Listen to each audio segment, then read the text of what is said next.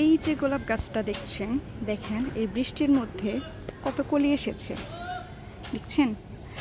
কিন্তু আমি এই গাছে এখন কলি নিতে চাচ্ছি না, কারণ যেহেতু বর্ষাকাল, এখন যদি ফুল হয় তাহলে দেখা যাবে গাছের ক্ষতি হবে, প্লাস হচ্ছে গাছে অনেক পোকামাকড়ও হবে। ফুলের গন্ধে কিন্তু গাছে অনেক পোকামাকড় হয়, যার কারণে গাছের অনেক ক্ষতি করে।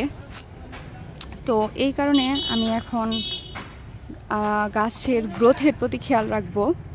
অনেকেই আসলে বলে যে ফুল কাটতে মায়া হয়, কিন্তু আমি ফুল কাটতে এত মায়া করি না, কারণ আমার মনে হয় যে যদি গাছ ভালো থাকে ফুল এক সময় না এক সময় পাবই। তো এই কারণে আমি সবসময়ই খেয়াল রাখি যে গাছটাকে কিভাবে ভালো রাখা যায়।